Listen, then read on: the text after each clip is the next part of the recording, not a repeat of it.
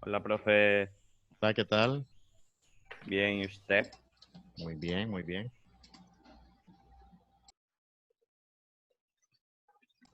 Profe, Hola, ¿qué tal? Dígame. es que, o sea, no es de la clase de cívica, pero es de la clase de sociales que le decía si podía mandar la Profe, ¿puedo dormir? La diapositiva, dice. sí, las de la clase de sociales. La voy a mandar al grupo. No se preocupen, en la tarde las mando para que puedan ir copiando. Incluso yo tenía, Bueno, sí, gracias. no se preocupen.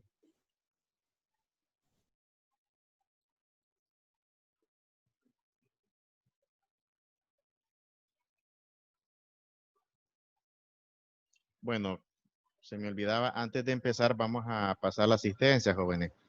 Entonces tal vez me ayudan ahí pues con la cámara para encenderla y así tomemos la asistencia para hoy. ¿Está bien? Vayan encendiendo su cámara, por favor.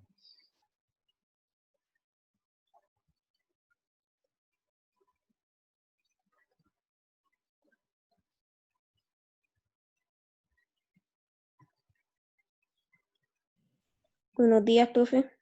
Días, ¿qué tal? Bien.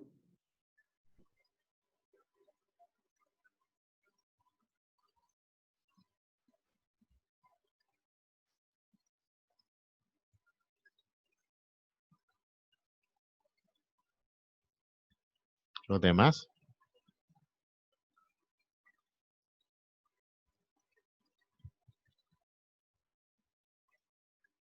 Hay 17.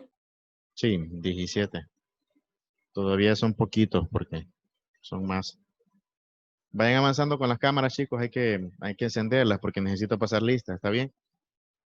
Recuerden que el tiempo es cortito y hay Ok. que aprovecharlo. Y quiero avanzar bastante en esta clase porque tenemos que ir ya a lo que es la siguiente unidad.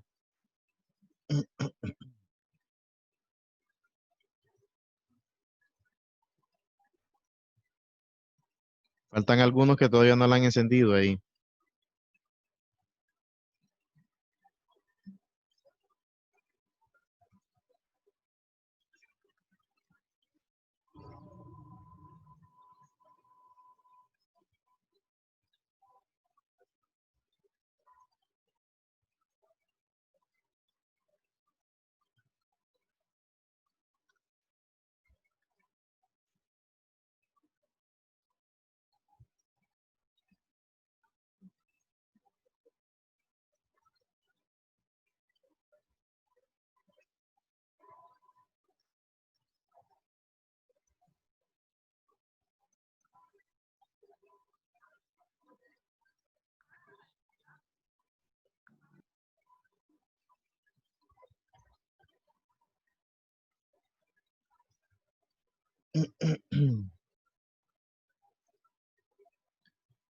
Alejandra Naí.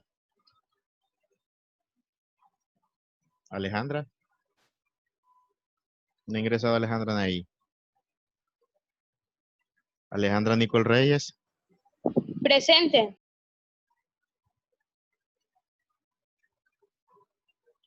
Alexa. Alexa Rodríguez. Angélica Sofía. Presente.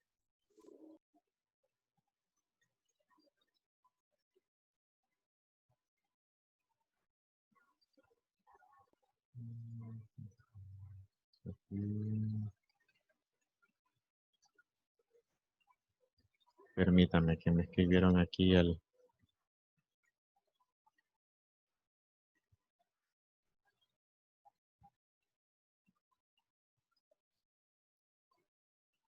Perfecto, recibí su mensaje, José David Valladares.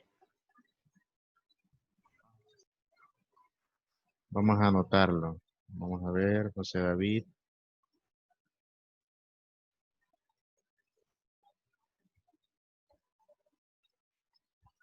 Muy bien, continuamos. Bianca, Presente. Cecia Vindel, Presente.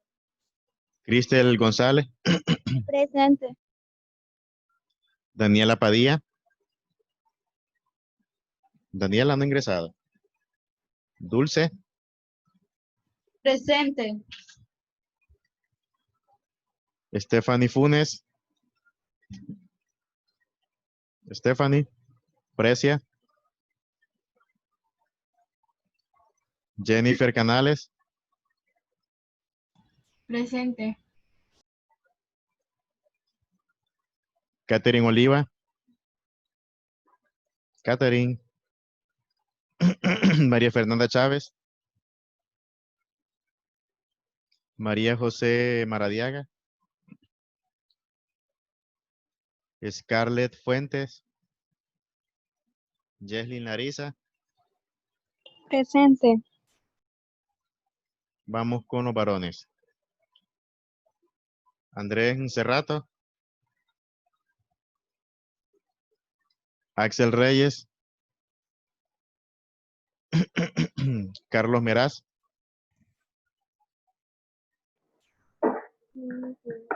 Carlos Emilio Martínez, Presente, profe. César Leonardo,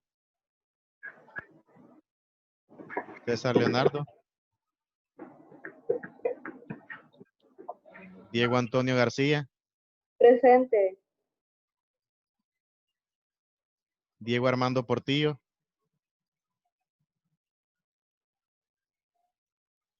Ersol David, Ersol. Vamos a ver, creo que no le escuché o Ersol no está aquí, ¿verdad? Aquí Presente, profe. ya lo vi, hoy sí ya. Es que no había escuchado su voz. Vamos con José Alcerro. Alcerro no está.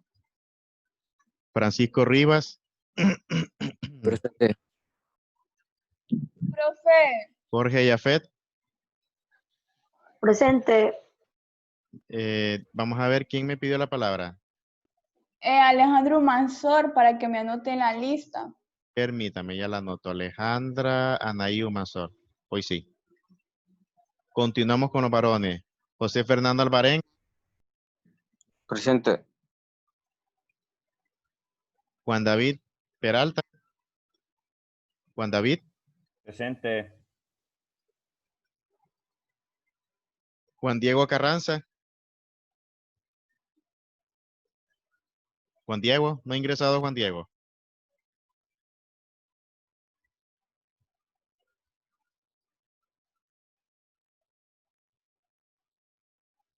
Mario Villalobos. Presente. Olman Mendoza. Olman no ha ingresado. Profe, quiero pedirle la palabra. Déjeme ver, permítame. Dígame. Daniela Padilla sí entró, profesor. Déjeme ver. Ya hoy se la veo ya. Daniela Padilla. Vamos a anotarla.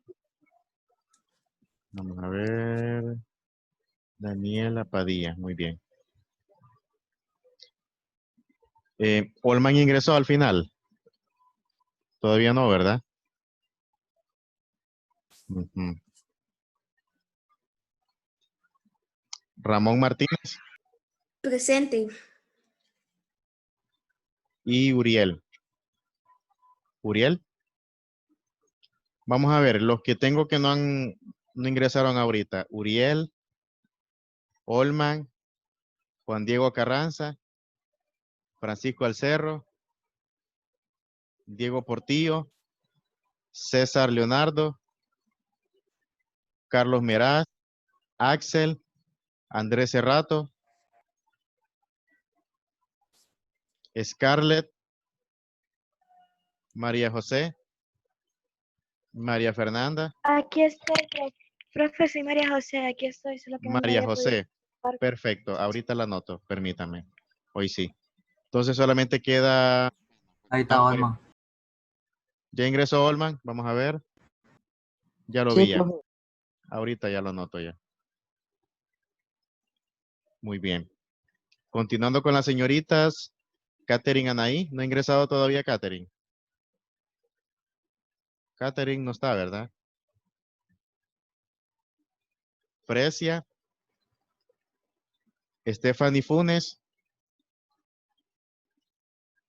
Y Amiel, falta todavía. Alexa ya ingresó ya. Amiel Alexa. Todavía no, ¿verdad? Bien.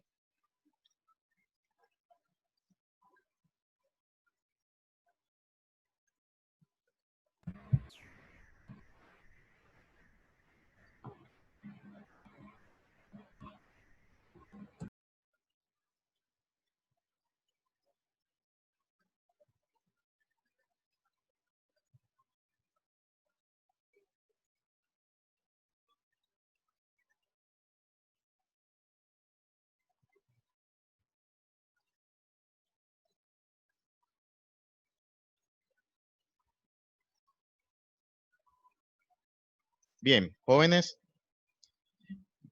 Vamos pues a avanzar con lo que hemos estado tratando ahorita. Bueno, la idea es que por lo menos pues tengamos ya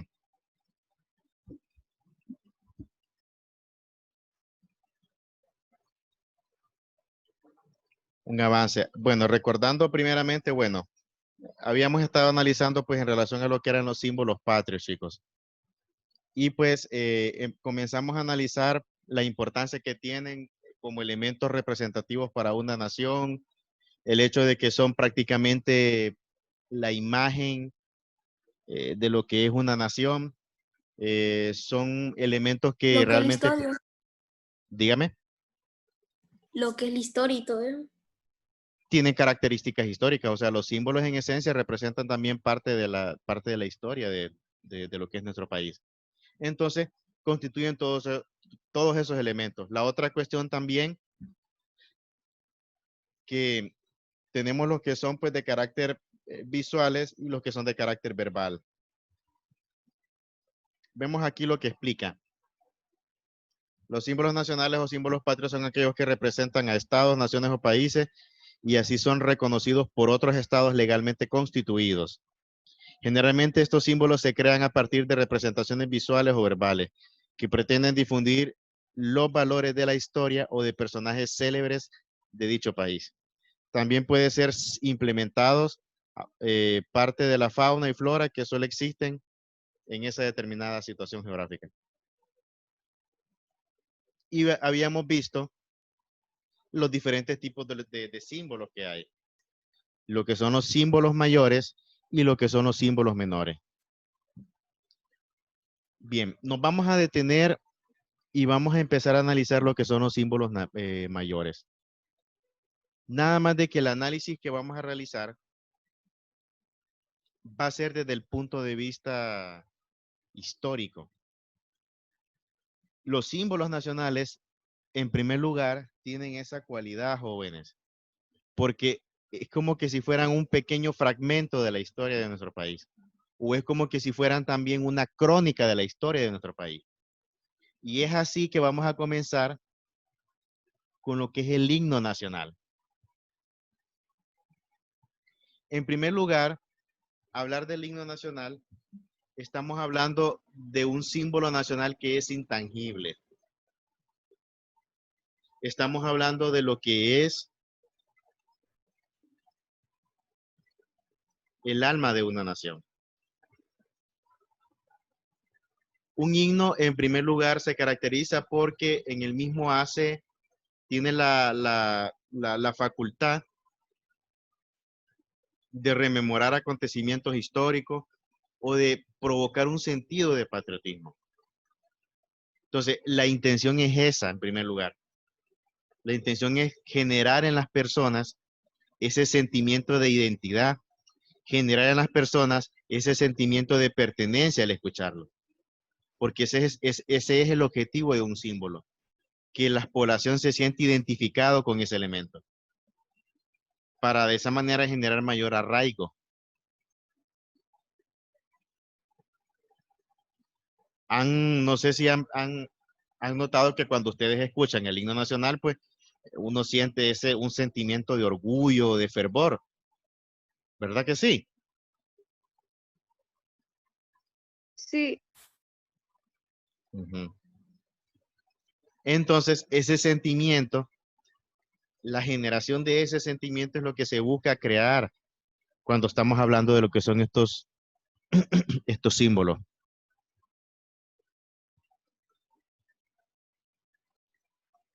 Y en el caso del himno nacional, tiene esa cualidad.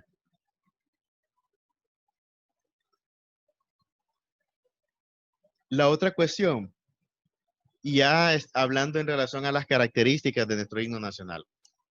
Nuestro himno nacional se caracteriza en primer lugar porque el mismo representa una crónica de lo que son hechos o acontecimientos que han marcado la historia de nuestro país. Un relato.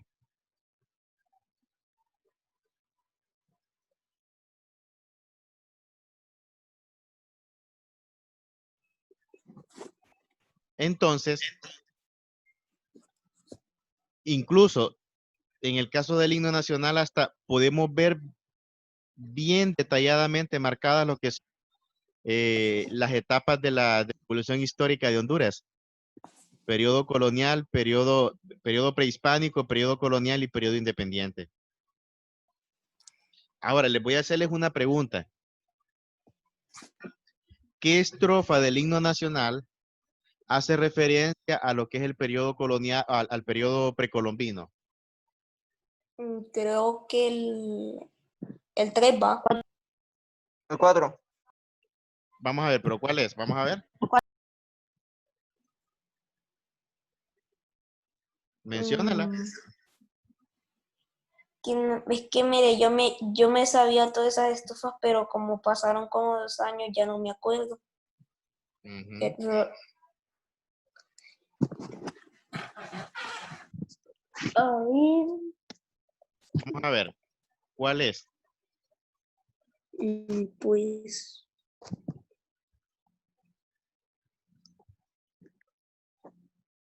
Tienen que sabérselas.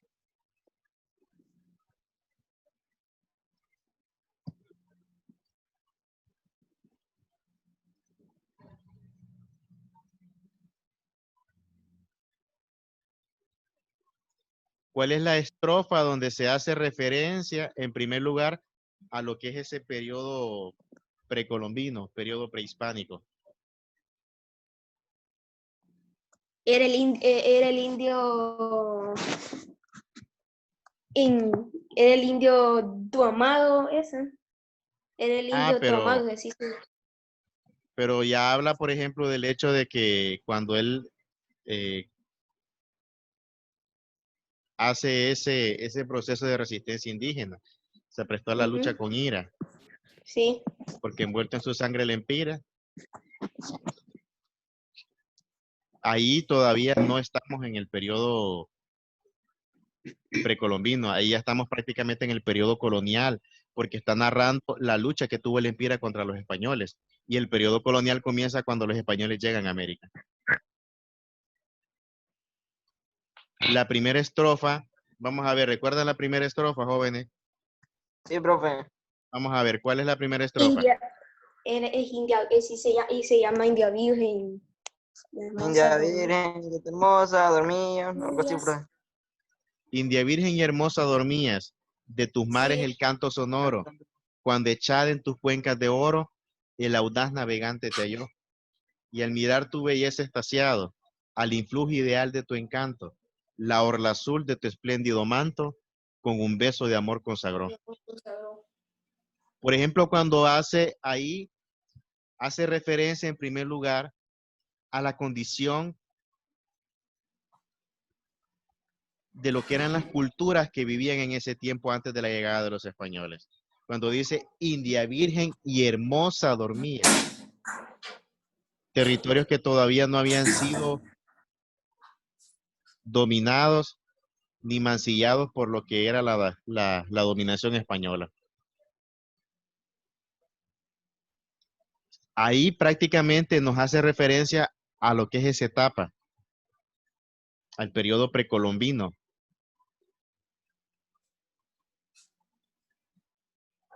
Exactito está ahí. Nos hace referencia a ese momento vital en lo que es la historia de la humanidad.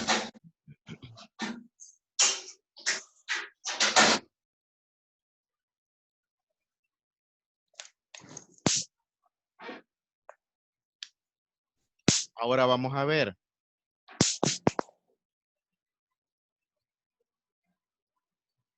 ¿Qué estrofa hace referencia a lo que fue un acontecimiento mundial, que es la Revolución Francesa? La estrofa 4 parece. Vamos a ver, dígame la estrofa, a ver si la recuerda. Por 3 siglos, tus hijos oyeron algo así. Era la 5, creo. La 5 era Francia, la libre, la heroica. Ah, muy bien. Era Francia la libre y la heroica.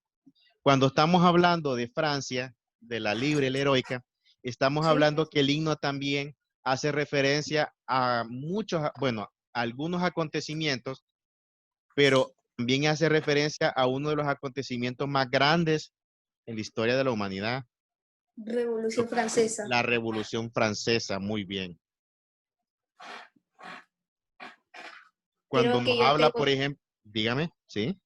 Creo que yo tengo varios países favoritos. Obviamente, en Francia, México, Ujú, y Rusia. Este también, obviamente, me gusta. ujú, sí. Creo que este es el que más me gusta hasta ahora. Bueno, pues por la gastronomía y todo eso.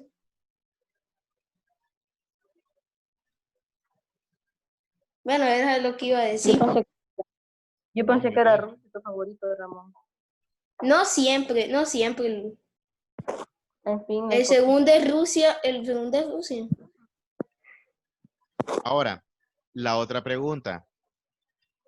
¿Qué parte del himno hace referencia al periodo colonial? El 3 Ah, la 3. ¿Qué dice la 3?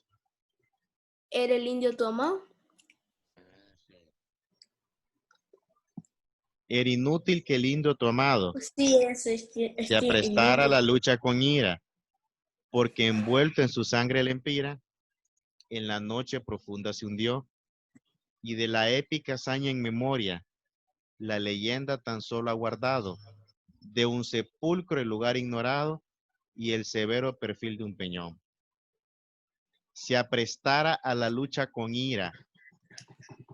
Ahí prácticamente hace referencia a ese proceso de resistencia indígena que emprendieron lo que son las poblaciones indígenas en contra de la dominación española. Hay que recordar que cuando se da lo que es el proceso de conquista, en primer lugar fue un choque cultural. Desafortunadamente todavía muchos lo catalogan como descubrimiento y no es así, es un término que en mi clase no lo van a usar. Descubrimiento no es. Fue un encuentro entre dos mundos. Vamos a desmitificar muchas cosas que también todavía, micrófonos por favor. Que Profe, una todavía, pregunta. dígame. Dígame, Juan Diego. Profe, yo una vez había ido Ajá, sí. a un lugar, no recuerdo cómo se llaman estos, espere, a un museo donde un tipo, el guía, había dicho que el que descubrió América no había sido Cristóbal Colón, que habían sido los vikingos. Sí. Y que Cristóbal Colón solo llegó y buenos días, aquí les vengo a quitar todo, eso fue todo. Cuando se dé el proceso en el caso del continente americano, el continente americano en primer lugar fue poblado por lo que es esa cultura celta o los vikingos, como le dicen. Ellos se establecieron específicamente en lo que es la península de Labrador, en lo que es la parte norte de Canadá. Vamos a ir al mapa. Vamos a ver, para que puedan ubicarse, nos podamos ubicar geográficamente. Aquí lo tengo. Y ese es otro de los mitos que les iba a mencionar también. El hecho de que los españoles no fueron los primeros en llegar a lo que es el continente americano.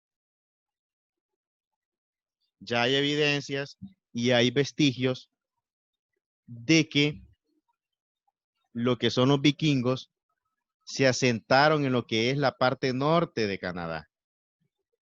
Específicamente esta, la península de Labrador.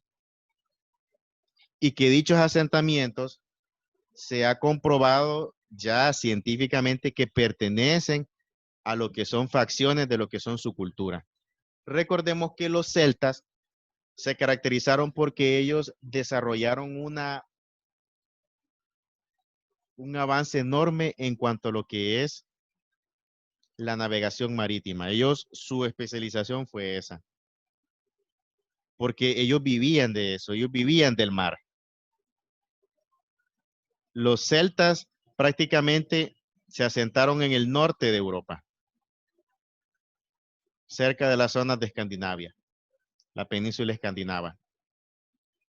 Y partir de acá, lograron llegar a muchas zonas, lo que es a Islandia y obviamente pues a lo que es aquí, la península de Labrador en el norte de Canadá. Las evidencias más contundentes que se han encontrado es el hecho de que en esos asentamientos se han encontrado evidencias ya sea de artefactos, utensilios y sobre todo escritura celta.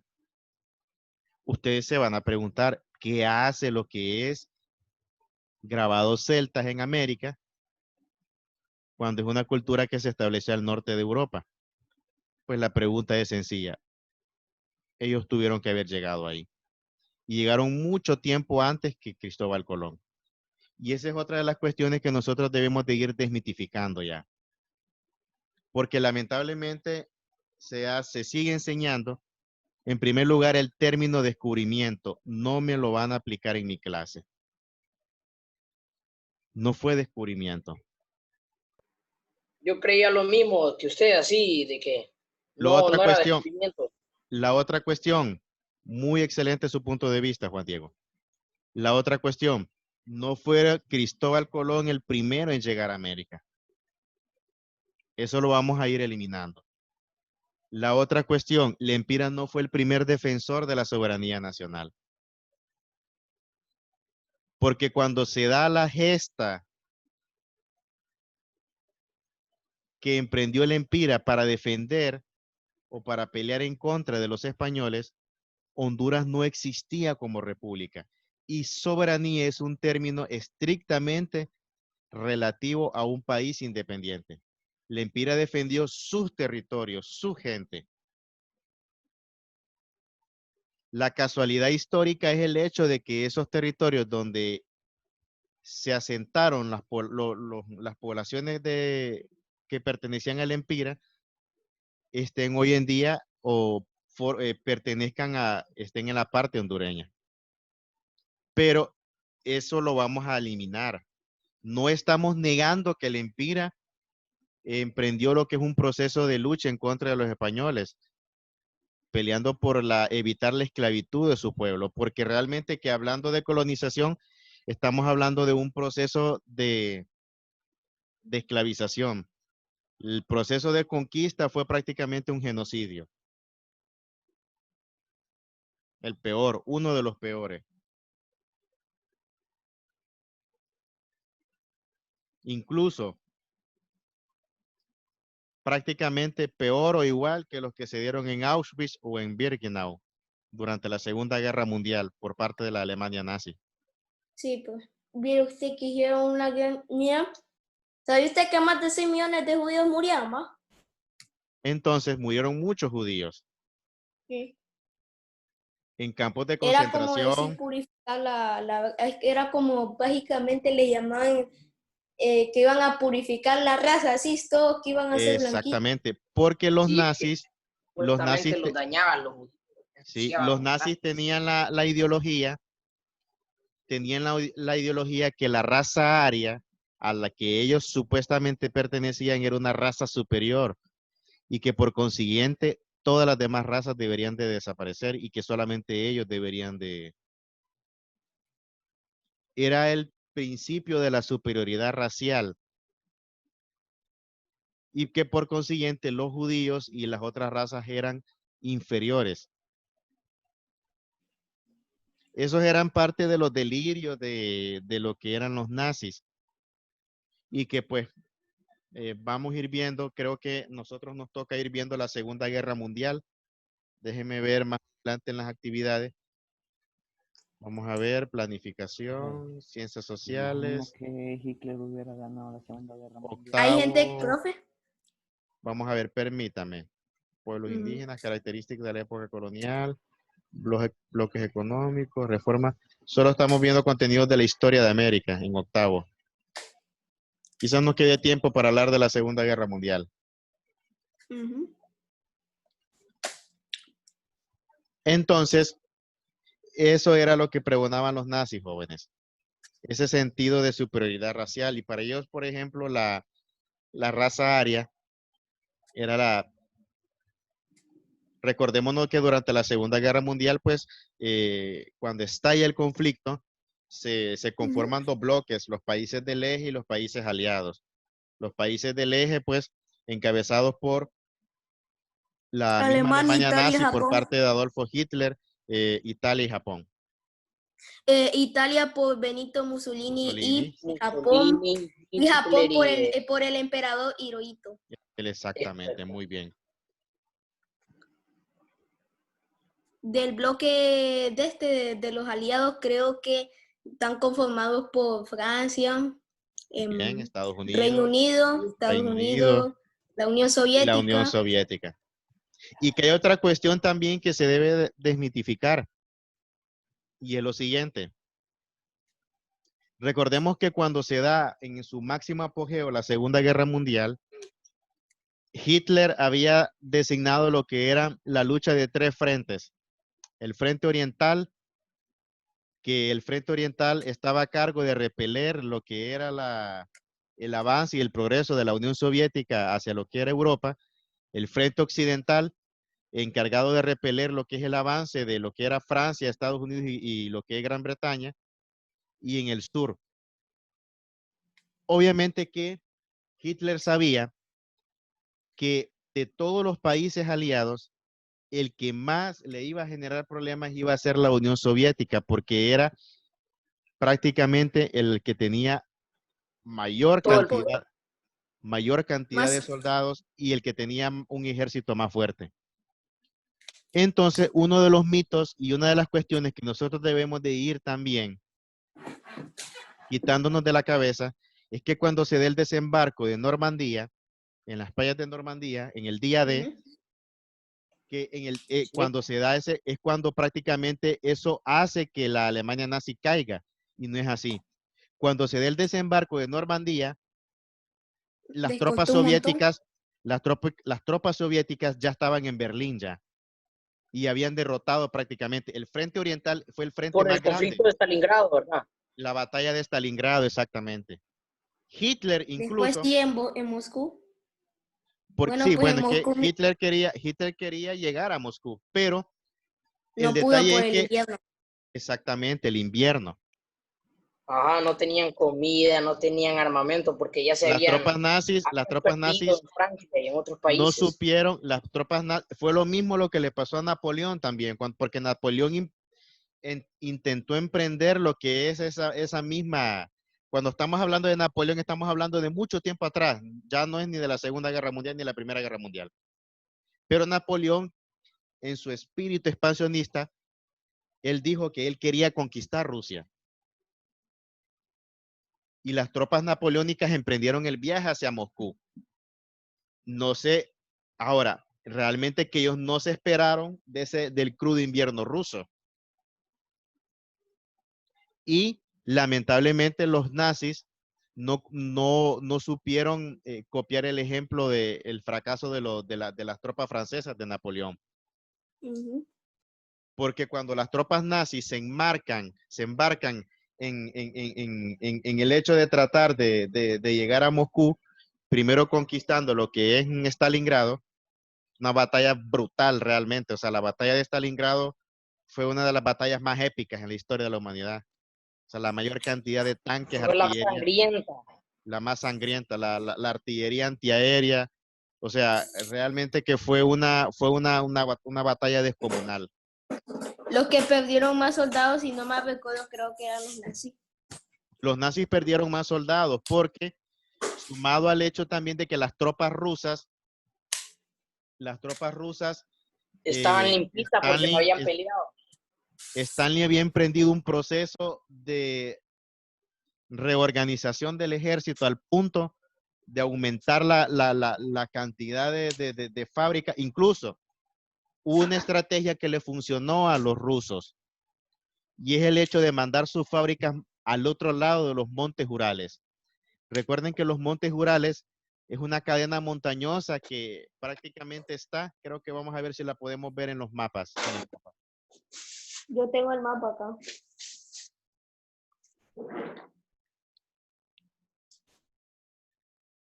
Vamos a ver, permítanme.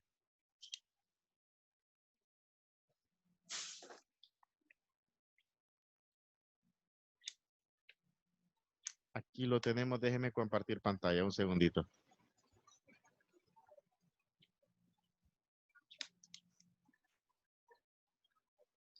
Vean bien, aquí tenemos, decidí compartir el mapa físico, porque es donde se puede apreciar mayor lo que es las depresiones geográficas que hay. Ajá. Los montes Urales prácticamente es un corte transversal, donde parte prácticamente y separa a Rusia en dos. Prácticamente es esta línea, vea. Voy a dibujarla, permítanme. Uy, perdón, me salí.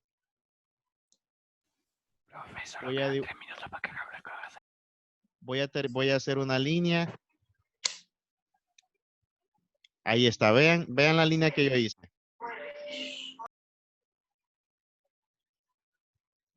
Entonces, los montes Urales prácticamente es una cadena montañosa que se extiende de norte a sur. Stanley, cuando estaba en apogeo, durante el apogeo de la Segunda Guerra Mundial, Stanley era consciente de que las tropas alemanas estaban cerca de Moscú y que no era conveniente porque las fábricas rusas que estaban alrededor de Moscú estaban al alcance de la Luftwaffe. Estaba ahí. La Luftwaffe fue o era el nombre que tenía la Fuerza Aérea Alemana. Y la Luftwaffe era conocida por ser una de las fuerzas aéreas más letales. Entonces, Stalin sabía que al trasladar todas sus fábricas, toda lo que es la industria, al otro lado de los montes Urales iban a ser como una barrera natural. Ustedes saben de que en ese tiempo el alcance de los aviones, el Messerschmitt, por ejemplo, era limitado. No podía llegar tan alto como algunas montañas. Y no podían llegar tan alto hasta el punto de lograr traspasar los montes Urales. Y esa fue una estrategia que le permitió a Rusia poder mantener intacta su industria y poder seguir manteniendo lo que eran sus suministros para poder alimentar lo que era el frente oriental. Incluso Hitler sabía, por eso Hitler, a él no le importó, sabiendo de que se estaba dando el desembarco en Normandía, prefirió mandar más bien más tropas para combatir el frente oriental, porque él sabía de que a los que más le preocupaban eran los rusos. ¿Verdad, profe? Dígame. Son 2 horas de cívica. Sí, son 2 horas. Si se corta la transmisión, ingresan con el mismo enlace. Entonces, realmente que la Segunda Guerra Mundial fue un acontecimiento pues que vino a generar, bueno, incluso, no sé si ustedes recuerdan lo que es pues la operación